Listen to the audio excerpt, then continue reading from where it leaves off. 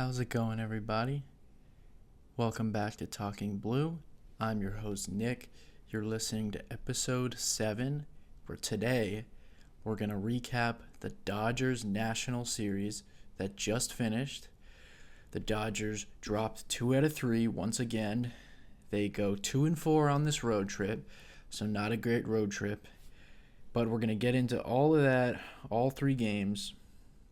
Before we get into that, follow us on YouTube, subscribe on our YouTube channel, subscribe to the Talking Blue podcast on Spotify, on Apple Podcasts. Subscribe so you can get all the notifications when new videos drop. Follow us on @TalkingBluePod on social media, TikTok, Instagram, X. I have a bunch of new shorts, reels, TikTok videos coming out. I already had some come out recently that were doing well. So to those who watched and liked the videos, thank you very much. There's going to be a lot more of those coming up. And we're going to go ahead and get into these 3 games. Before we get into them, I wanted to talk about the 2 injuries that we left last video with Freddie Freeman and Blake Snell. So we talked about Freddie Freeman, who went on the 15-day IL. He is scheduled to come off the IL on Friday against the Cubs, and they have said he should be ready to go and will be in the lineup Friday for Game 1. So not much to talk about there. That's all really good news. Freddie, they said he's been taking live BP. They had some pitchers come up to Dodger Stadium and throw. Obviously, he didn't go on the road with the team. He's been running the bases, taking ground balls, and he's ready to go. So that's good. Blake Snell, where, of course, he also went on the IL before the game on Sunday for shoulder inflammation. They are hopeful for a quick return, which, of course, they always are. They said that he will not get any injections or any kind of medical attention or anything like that. He's going to start throwing again, I think, on next Monday, I think. Don't quote me on that. He's going to start throwing again Sunday. Okay, he will start throwing again on Sunday to ramp back up. So that's really all they've told us so far. It doesn't seem too bad, but you never know. Sometimes managers will come out and say, we don't really expect it to be that long, and then it ends up being a long-term injury. But it sounds like right now it's not too big of an injury, and he will begin throwing in a few days, and hopefully he will return when he is eligible from the IL. So pretty good news so far from both of those big pieces that went on the IL, especially with Freddie, because he'll be back there on Friday. So now that we are done with that, let's go ahead and get right into the games.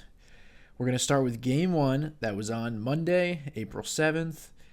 Dustin May against Mackenzie Gore, the left-hander for the Nationals.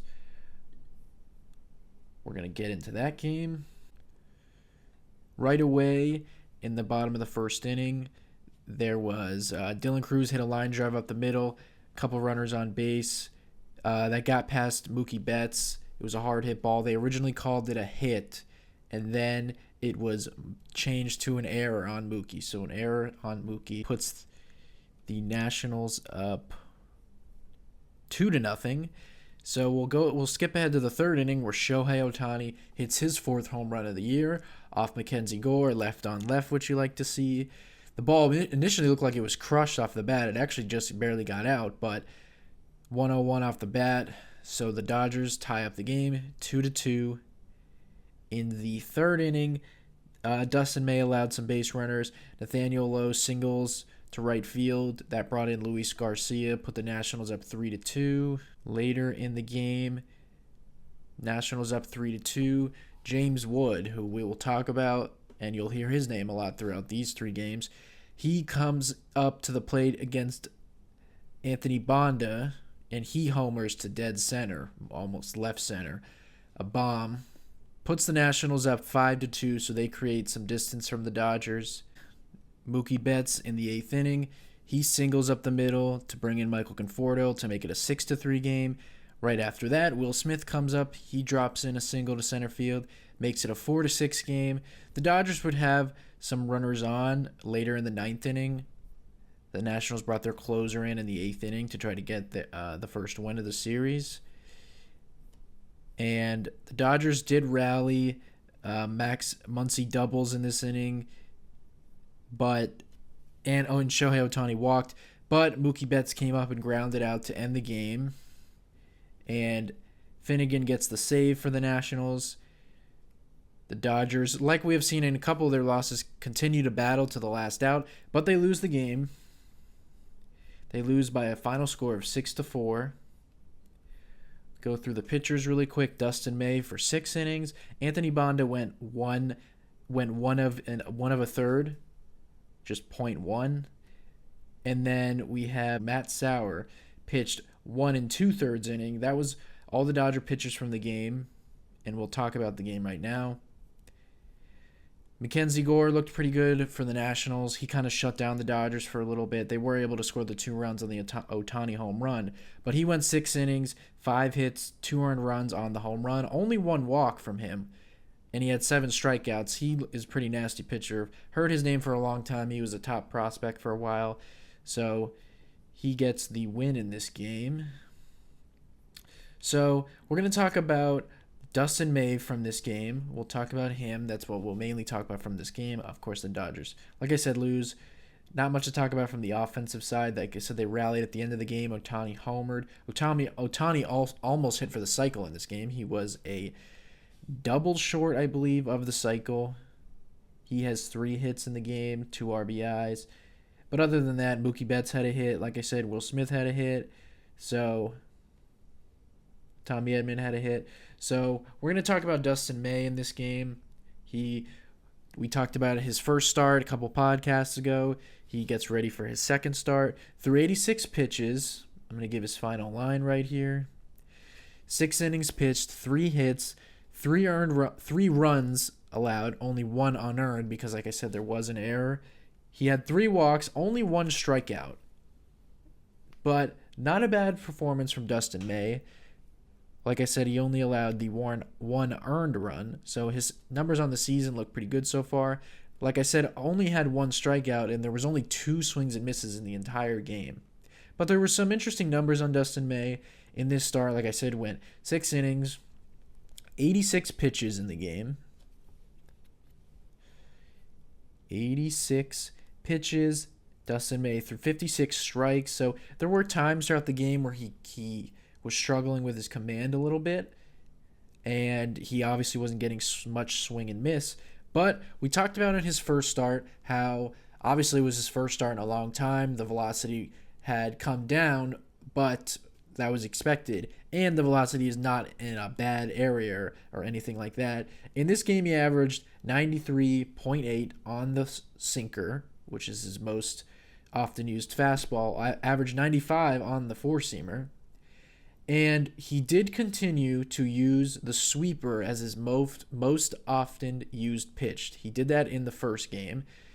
He used it in this start 33% of the time. Then he used the sinkers 30% and the four-seam 30%, so an even on that. Then he threw some cutters and some change-ups, but it was mostly sweeper, sinker four-seamer with a little bit of cutters.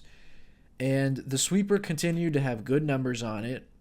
I talked about the spin rate on his sweeper. It averaged 3,105 revolutions per minute in this game, which is still elite. And I talked about before how Dustin May had the best sweeper in baseball after his second start. That still remains. He has the number 1 sweeper in terms of average spin rate. 3,170 revolutions per minute on average is the highest average spin rate sweeper in the game. Lucas Sims of the Nationals is second. So he has the number 1 sweeper in terms of spin rate. So he's still spinning the sweeper really good, still throwing it as his most often used pitch. He, so far, like I said, he did not get a lot of swing and miss in this game. He did get some swing and miss in the first game, some strikeout numbers. So far in the year, he's got a 16% K rate.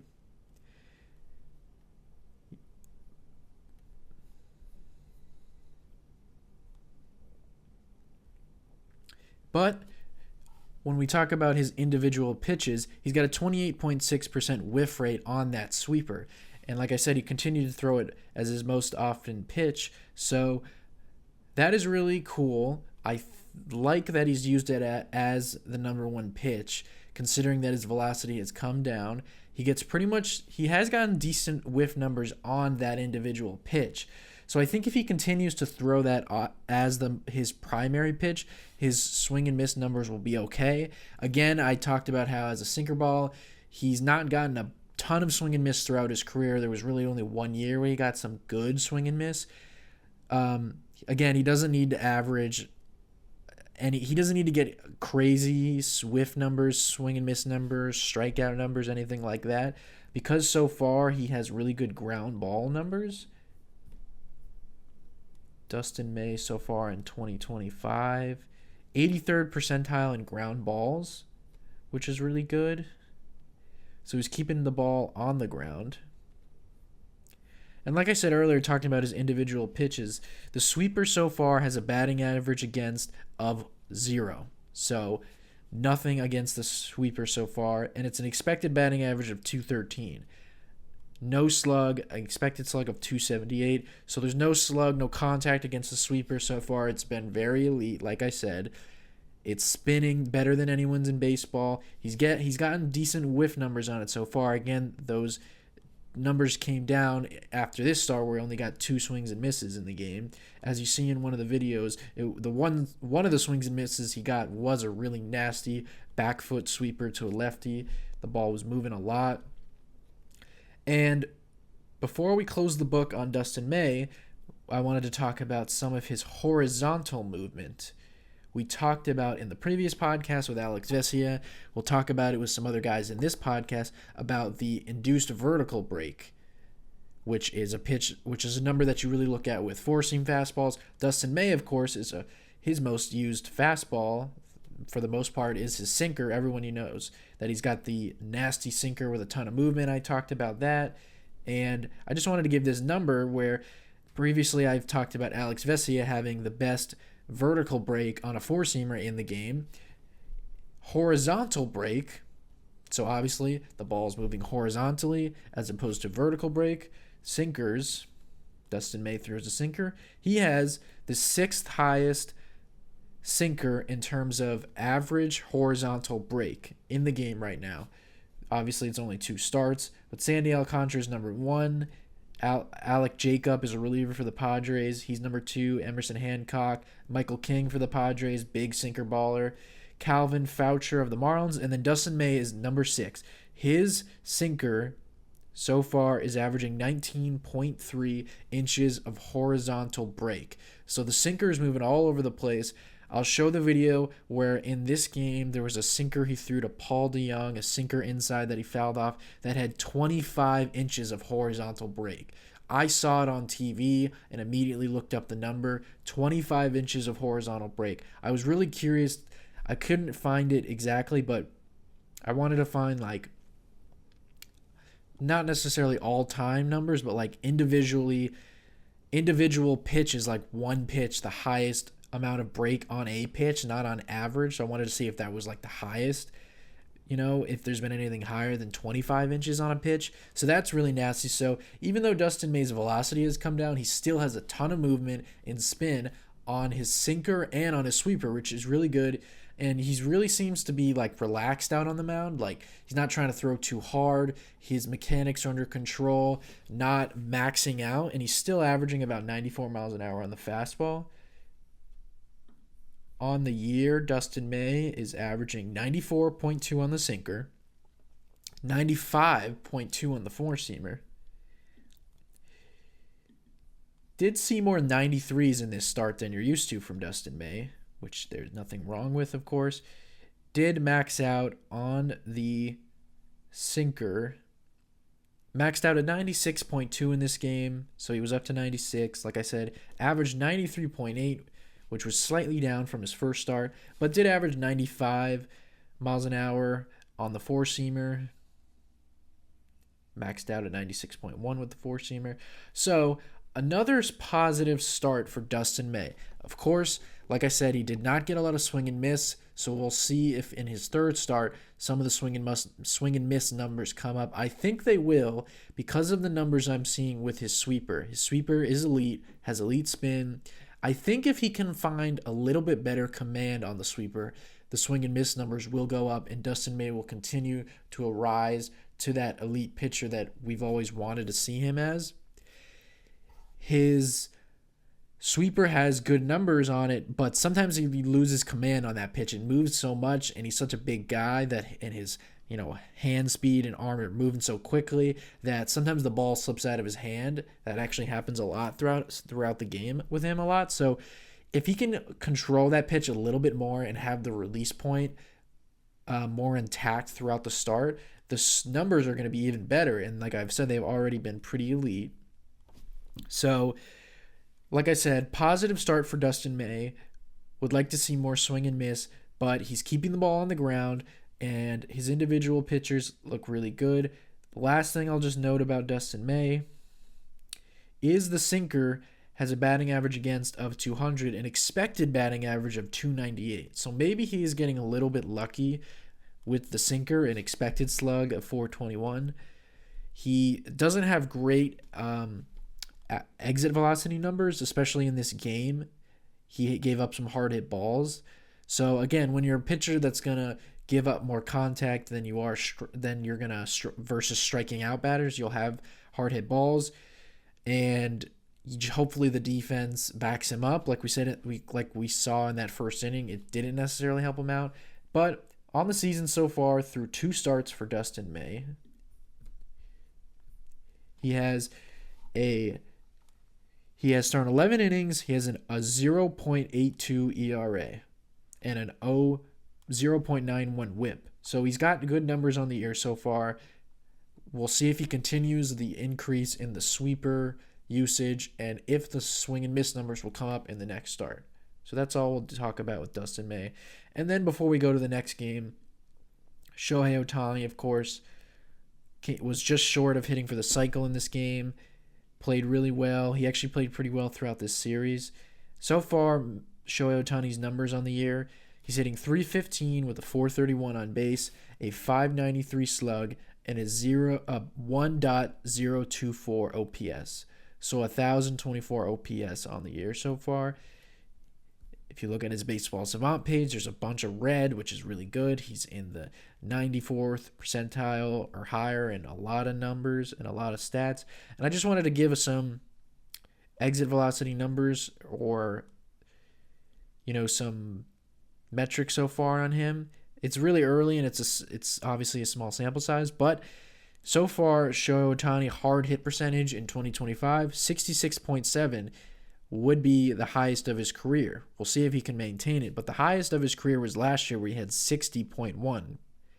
60.1 hard hit percentage. Right now it's at 66.7.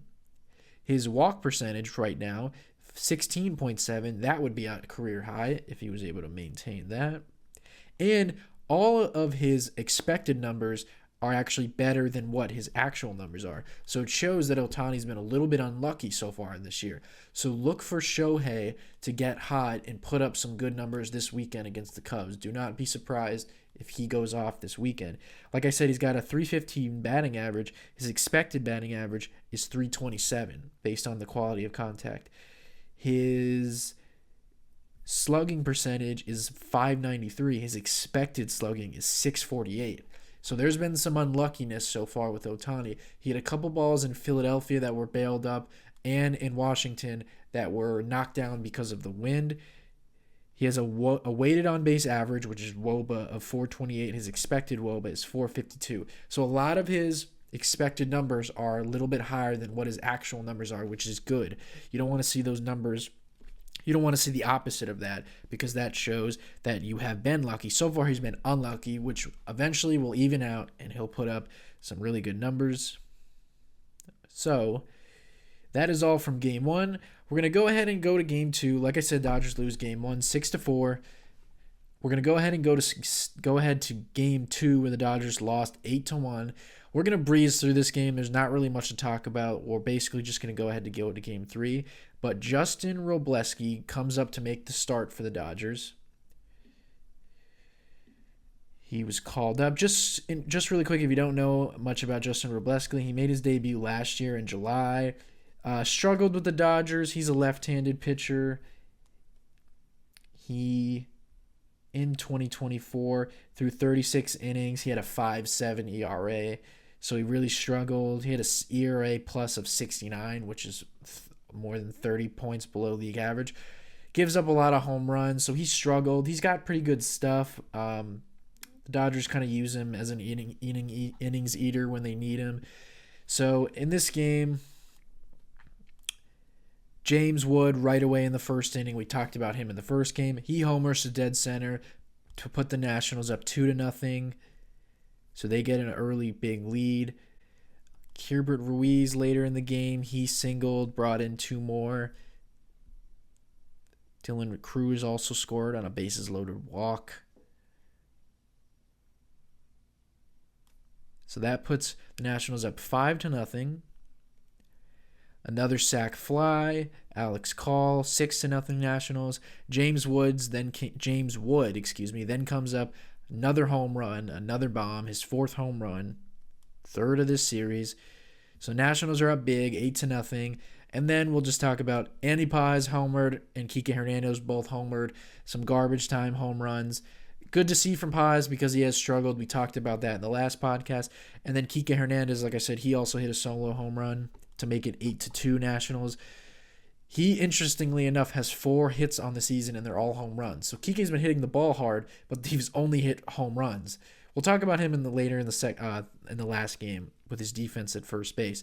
So that's pretty much it for that game. The Dodgers lose 8-2. They get blown out. Justin Robleski goes 5 innings, gives up 8 hits, 8 earned runs, 3 walks, 4 strikeouts. He gave up 2 homers in the game. Ben Casparis came in, throws 2 innings. Of course, because he's nasty, doesn't give up any runs. He strikes out 2, and then Luis Garcia came in for an inning. And that's pretty much it. The Dodgers did not hit in the game except for the 2 home runs. They got down big. The starting pitching on this road trip hasn't really looked great. They've been falling behind in a lot of games. So this was just a stinker and a game that you immediately basically tune out of. And by the 3rd, 4th inning, I was not paying attention very much, I'll be honest. Of course, I was still watching and still know everything that went on, but it was an uninteresting game. Dodgers get blown out, like I said, so not much to talk about. James Wood, though, looks like a budding superstar for the Nationals. He looks like he's going to be he's a future MVP. I mean, he's got 4 homers on the year. He's got a 941 OPS. He is 6'7", 234 pounds, and he's in the 80th percentile in sprint speed. So he's a big man out there who hits the ball really hard and can run really fast. 97th percentile in barrel percentage and hard hit percentage. So they have a superstar, and he was in the Juan Soto trade, of course. They have Dylan Cruz, who was a number 2 overall pick. So the Nationals are going to be really good in about a year, I think. They have a lot of good position players. So let's go to Game 3. Like I said, this game was just a stinker. So let's go to Game 3. This was the one game the Dodgers won in the series. Pretty good game. In this game, it is Landon Knack versus Jake Irvin of the Nationals, the young right-hander. Really quickly, Landon Knack, if you don't know about him, another pitcher that got called up. He made his debut with the Dodgers also last year. Actually was pretty good for the Dodgers. He is one of those pitchers that wasn't necessarily a top prospect, a good minor leaguer, a little bit older. Early on, the Dodgers used him because they just needed pitchers to fill spots, but then he actually became a pretty trusted starter. I haven't necessarily loved him because when he gets hit around, he gets hit around. He has decent command, although he did not in this game. Later on into the postseason last year, they really just used him in mop-up roles. Looks like he could be a pretty good big league starter, but I don't really think he has a place with the Dodgers. But so he gets the start. And right away, Shohei Ohtani leads off the first inning with a base hit. Mookie Betts walks. And then they are both brought in on a Tommy Edman triple. Hard hit ball down the right field line. Like I said, brought in 2 runs. Initially, it was ruled a double with an error, but they changed it to a triple. So Tommy Edman just continues to slug, more extra base hits right away before the Dodgers have an out. They're up 2-0, and then right away they are up 4-0 because Teoscar Hernandez homers to left field. Puts the Dodgers up 4-0 before they have recorded an out. So that's really good because the Dodgers have fallen behind in a lot of these games that had to come back. So they go up 4-0 right away. And of course, in Dodger fashion, it was a pretty wild game. CJ Abrams makes his debut in this series. Not his season debut, but his debut in this series. He's played really well against the Dodgers in his young career. He starts off the game with a home run off Landon Knack. So right away, 4-1 now. James Wood, who's just a monster, he walks. Keibert Ruiz singles. So right away, and then a Nathaniel Lowe walk. So right away, the bases are loaded. It's 4-1, and there's no outs. So this is just looking like this game could quickly get away from you. Josh Bell grounds out. Dodgers get an out, but the Nationals are now down 4-2. Luis Garcia sac fly, 4-3 Dodgers. Dodgers were able to get out of the inning. Mookie Betts made a really nice play here. We'll talk about him for a second later on. Good to see him now that he's playing short and make a nice play. So the Dodgers get out of it with the lead intact. Go ahead to the third inning, where Landon Knack is still in the game. Did bounce back and have a clean second inning, but then in the third inning, he walks Nathaniel Lowe again. Josh Bell singles. Then Luis Garcia doubles to tie the game 4-4. Then Jack Dreyer comes in and replaces Landon Knack. So not a great start from Landon Knack. Sac fly, that run run goes against Landon Knack. So now the Nationals go up 5-4. So the Dodgers went up 4-0 before they even got an out on the board. And now they're down 5-4. And like I said, Jake Irving in this game, who gave up the first 4 runs before getting it out, proceeded to dominate for the rest of his outing. And after that, threw 5 shutout innings and gets through the 6th inning in this game. So it looked like he could have not even made it out of the first inning. He gets to the 6th inning after that. Only gave up 1 hit. After allowing the 4 runs and 4 base runners, he only allowed 1 hit for the rest of his outing. So skip ahead all the way to the 7th inning, where now the Dodgers, like I said, are down 1 run in this game.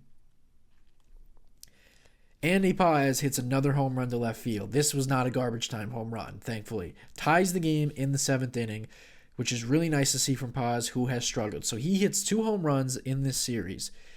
Then Ohtani gets on an infield single, and then he steals second base.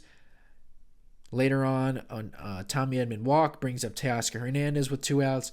He bloops a single into right field. Clutch hit from Teoscar. He played really good in this series. Had a lot of big hits. So they originally led 4-0, go down 5-4. Now they lead 6-5.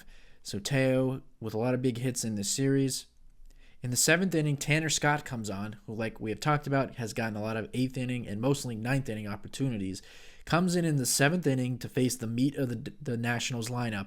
And through some nasty sliders, he got CJ Abrams to ground out, strikes out James Wood, who has been Barry Bonds in this game, or in this series. Then he strikes out Keibert Ruiz, so he looks really good. We'll talk about him.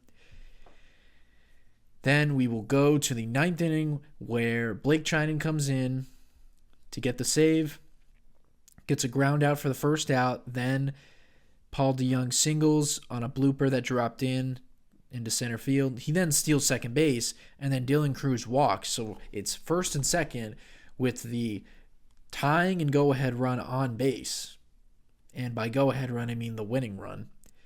Then CJ Abrams hits a ground ball to first base, kind of in the hole of first and second. Kike Hernandez makes a diving stop, throws from a knee to second base to get the force out, to get CJ Abrams for the second out. It was a really nice play, probably the best play of the Dodgers season so far, given the circumstances, and given that it's Kike playing first, who normally doesn't play first, doesn't have a ton of experience over there, makes a great play, dives, like I said, throws from his knees, and just barely gets the out there to just get an out. That could have been a chaotic play that could have led to a run or an error or something. And the fact that he was able to turn that into an out was really impressive. He has looked good at first base, subbing for Freddie Freeman over there. So that's really good to see. Kike, like I said, has been off to a weird offensive start for the year. But Kike Hernandez, he's always going to make an impact on the field somewhere. And he's always shows up with big moments. That's just what he does. So a great play by Kike to get the second out. Then James Wood comes up. And I'll be honest, I was nervous that he was going to cap off this incredible series of his with a walk-off home run. It kind of seemed fitting. He gets a cutter buried in on his hands from Blake Trinan, grounds out to second base. Game over. Blake Trinan gets the save. Pretty good back and forth game. Really quickly, Landon Knack for 2.1, Jack Dreyer for 1.2, Anthony Bonda for 1, Kirby Yates 1, Tanner Scott 1, Alex Vesia 1, Blake Trinan 1. Like I said, he got the save in this game. Dodgers win 6-5, so they get out of Washington with the win.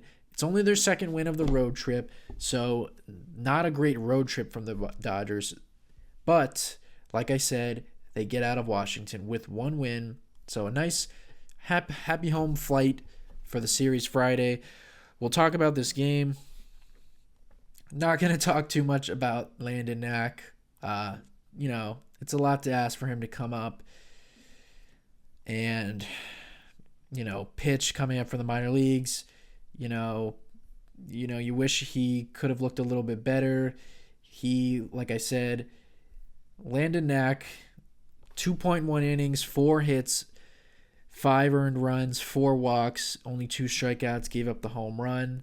He's normally a pitcher that has pretty good control. 69 pitches, only 36 strikes. Like I said, 4 walks. So he did not look good, got hit around.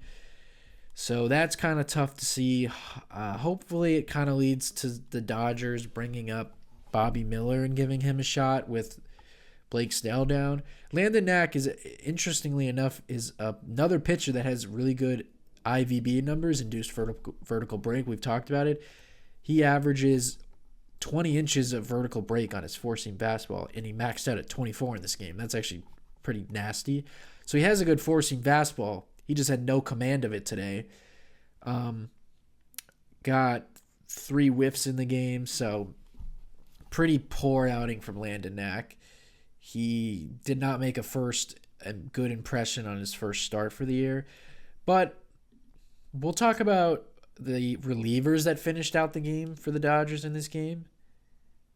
Really quickly, Jack Dreyer, who I've talked about in one of the first couple podcasts, it almost seems like the Dodgers have found a doppelganger for Alex Vesia with Jack Dreyer. 2 left-handed relievers who both average 92 miles an hour on their four-seam fastball, and they both have elite IVB numbers. It's really like the Dodgers saw Alex Vesia and Jack Dreyer and gave him a chance. Like I said, he was a career minor leaguer before this year, had really good numbers as a actual minor league reliever. He was not a starter. He was a reliever in the minor leagues, and so far those numbers are translating where he had a lot of really good strikeout numbers in the minor leagues. Doesn't necessarily have crazy strikeout numbers because he has 9 innings pitched, 9.1 with 10 strikeouts. But so far, when you look at, I'm going to go to IVB numbers. Jack Dreyer, we talked about Alex Vesia the other day with his IVB numbers.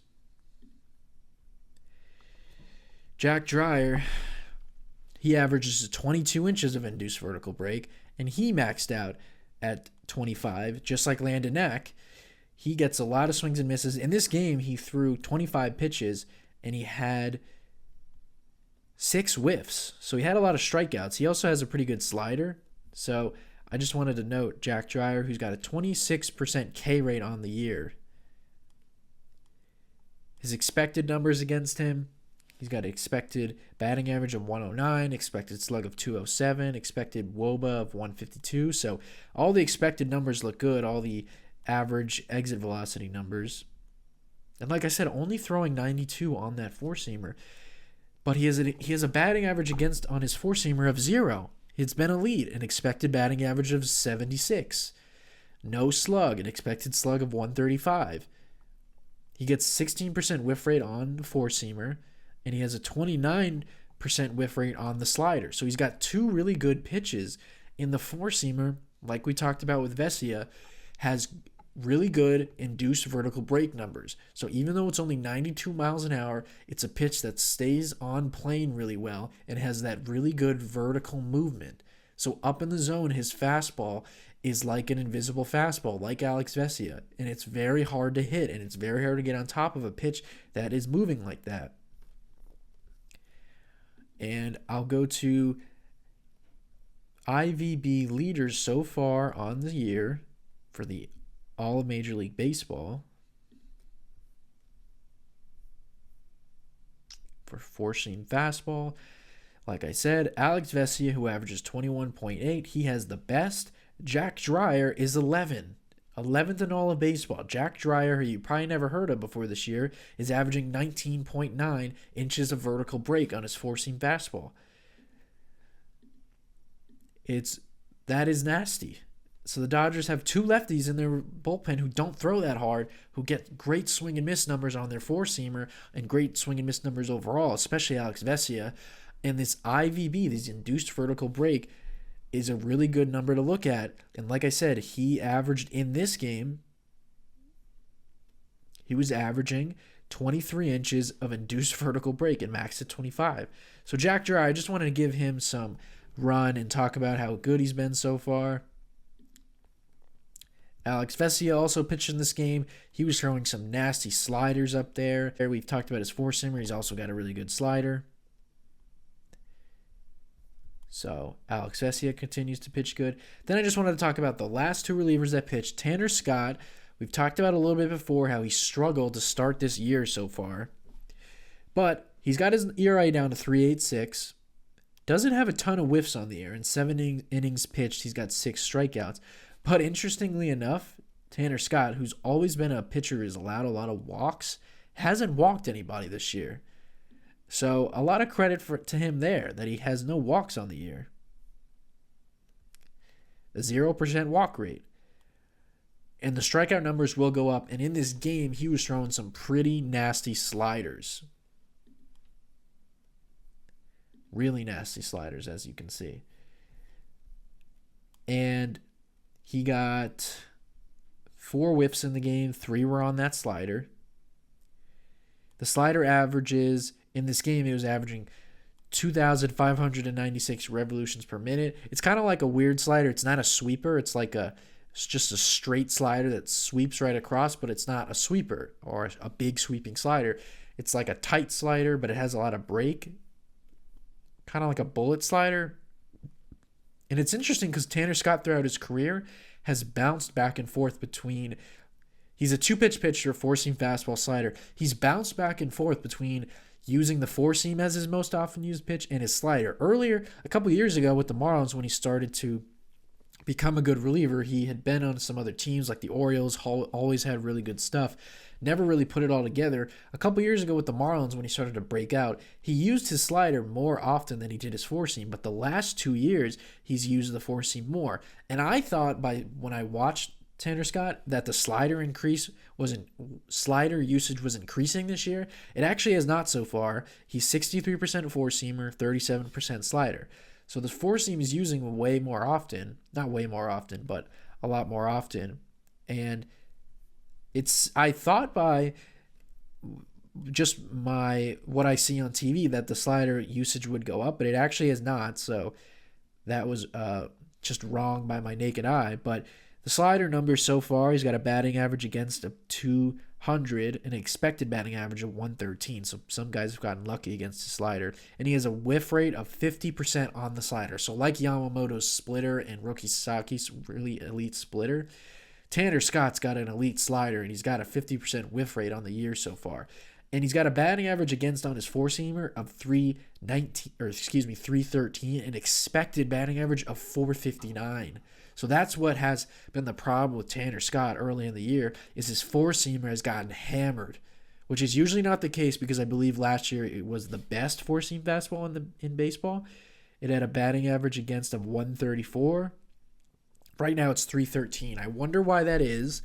Why did it go from the best four-seam fastball to right now it's getting hit at over 300 clip? So it seems like Tanner Scott should incorporate the slider more often. And I wonder if he, in this game, in this one inning that he pitched, he threw the slider 58% of the time. So he threw a slider in this start more than he did his fastball.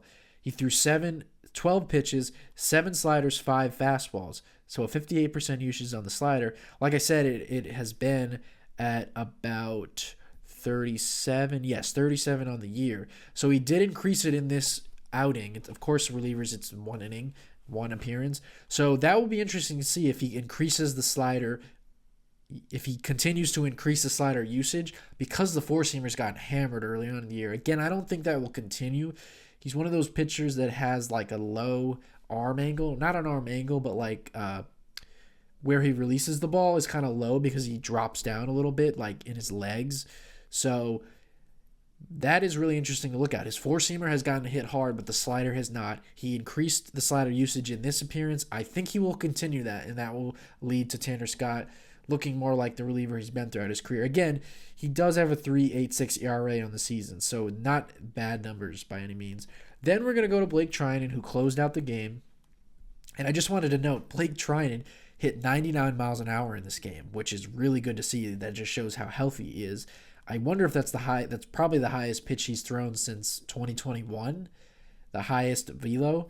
On Baseball Savant, it has it 98.5, so on TV that gets rounded up to 99, but we'll call it 99.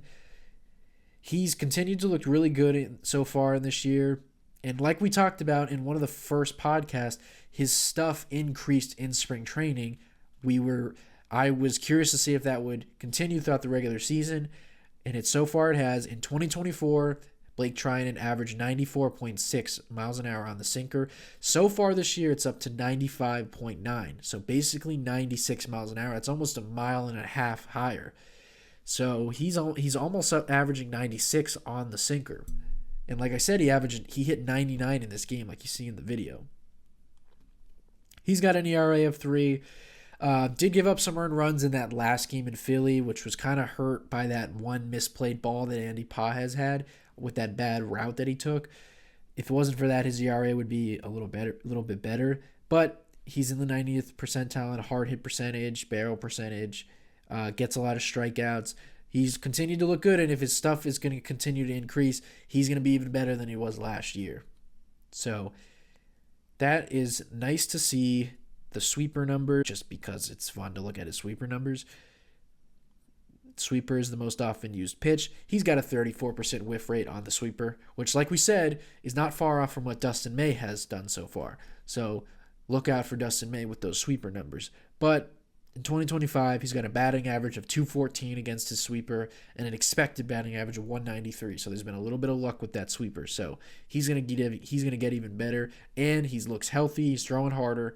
Tanner Scott, Blake Treinen, Vesia. The Dodgers have a nasty bullpen. We didn't even talk about Kirby Yates so far, or in this podcast. We've talked about him before. He pitched in this game and looked dominant. We have not talked about Anthony Banda so far. We'll talk about him in later podcast. Like I said, he gave up the home run in game 1. But he has changed up his slider usage a little bit so far this year, so we'll talk about him in future podcasts. Dodgers got a bunch of relievers that are really good. So that is it for those relievers. We'll just quickly, Teoscar Hernandez has continued to rake. This road trip, he was the Dodgers' best hitter, was really good in Philly, looked really good in this game with the Dodgers, with the Nationals, I should say. He's got his OPS up to 939. He's now tied for the lead in home runs in the NL and on the team with Tommy Edman. He's got 5 home runs. He's got his average up to 283. So he has continued to look good. That's great to see. With Freddie Freeman coming back, he'll slide down in the lineup to the 4 spot. And then I just wanted to shine some light on Andy Pages. I said it last podcast. I'm not going to take too much of a victory lap, but a lot of people were calling for Andy Pages' head, calling for him to get sent down. His numbers still look really bad on the year, so I'm not going to say that Andy Pages is broken out. But I said if he has a really good week, a lot of the talk about him getting sent down would quiet down a little bit. Homered twice in this series. That's nice to see. Still's got an OPS. He still has an OPS of 647, so he has still struggled. He buried himself into a big hole. But I just wanted to show him or talk about him and those 2 home runs. One of them, like I said, was garbage time. One of them was really clutch. So that's good from Andy Paz. Clutch home run. I believe they were both on breaking balls. So that's nice to see as well. I believe they were both off of righties. That's good to see because he's always struggled against righties. So hopefully that unlocks Andy Paz. I'm sure he'll face some lefties in the upcoming Cubs series because the Cubs have a ton of lefties. So good job, Andy Paz. He listened to me and he came through and backed me up and backed up all the people that were calling for him. So that pretty much wraps up the 3 games. It wraps up the series. That's pretty much all the talking points. There were some people talking about Mookie Betts and his defense as shortstop. We highlighted that play earlier. He made a nice play. He also made the error in the first inning of Game 1. I'm going to remain my thoughts neutral on Mookie playing shortstop. I'm not going to get into it too much. I'm sure this is going to be one of the most talked about topics all year, but it's still so early in the year. I said this in my last podcast. This season, 2025, was one of the earliest opening days. I think it was the earliest in baseball history. Right now, it's Wednesday, April 9th. It's like the 3rd week of the season. It's technically the 2nd full week of the year because opening day is on a Thursday. So everybody's talking about Mookie needs to go back to the outfield. He shouldn't play short. Most Dodger fans have the opinion that he shouldn't be at shortstop. I tend to agree that Mookie shouldn't really be at shortstop, but it's still so early in the year. He's worked so hard at it that I'm still going to give him the benefit of the doubt that he could be fine at shortstop. It's so early in the year, so I don't want to judge him yet on should he not be playing short, should he move to second, move back to the outfield. I'll kind of remain neutral on that. We'll see as the season goes on and later podcasts dig deeper into the numbers on his defensive metrics. He seems to make a lot of the routine plays. That error that he made in the first game was a hard hit ball. A big league shortstop makes the play or at least gets a glove on the ball. But he's made a lot of the routine plays. He's really athletic. He made that nice backhanded play in this game, like I said, in Game 3. So I'm not going to go too deep into Mookie playing shortstop. We'll see how the season goes. So that is it for this podcast. Pretty quick pod. Dodgers would like to see them win the series against the Cubs. They have played good against the Cubs recently, going back to last year. First 2 games in Tokyo. They're familiar with them. Going back home, Freddie Freeman will be in the lineup. Hopefully some positive news about Blake Snell. It looks like it'll be Yamamoto Friday, Sasaki on Saturday, and Tyler Glasnow on Sunday. Hopefully Tyler Glasnow bounces back. I just wanted to look at the probable pitchers for the Cubs, if that is out yet. It will be Matthew Boyd for the Cubs on Friday. Dodgers crush lefties. He's left-handed. Ben Brown, who the Dodgers saw in relief against the Cubs in Tokyo. He pitches Saturday against Sasaki. Sunday, they do not have a probable pitcher yet. That'll be on Sunday Night Baseball. So, looking for the Dodgers to get out of this slump. Not worried about the Dodgers. They have lost, 4 of the last 6. That makes sense. We went 2-4 on the road. Started out the season obviously undefeated. The Dodgers tend to do that a lot. We talked about it in my first podcast or my second podcast that the Dodgers, maybe it was the third podcast, I don't know. Dodgers tend to struggle early in the year, especially that first road trip of the year, playing some cold cities. We saw in Philadelphia it rained. So not worried about the Dodgers. Would like to see the defense be cleaned up a little bit, and the starting pitching has to improve. Because normally when the Dodgers struggle early in the year, it's because their offense is ice cold, and that has not been the case. The Dodgers have gotten back into games because of their offense. The starting pitching has not been great. Sasaki and Yamamoto were decent. Yamamoto was good on Friday. Sasaki was decent on Saturday, but then obviously Tyler Glasnow fell apart. Wrobleski and Knack were horrible. So that's got to be better against the Cubs, and the Cubs have been playing well there in first place. So we will see how the Dodgers play against the Cubs. We will talk to you guys after Game 3 when the series is over this weekend against the Cubs. Like I said, that will wrap it up. Like I said, you can get this podcast on Apple Podcasts, on Spotify. Follow and subscribe to the YouTube channel. We have a bunch of YouTube shorts coming out on YouTube. We have a bunch of reels coming out on Instagram, videos for X. You can follow my personal X at TalkingBlueNick. I do a lot of live tweeting during the games, a lot of video breakdowns, breaking down stuff on Alex Vesia. I'm going to have some more stuff coming out later. Follow us on TikTok as well. We got a lot of TikToks coming out there. And that's going to wrap up podcast number 7 of Talking Blue. Thank you for listening. We'll see you after the weekend. Cubs, Dodgers. Thank you.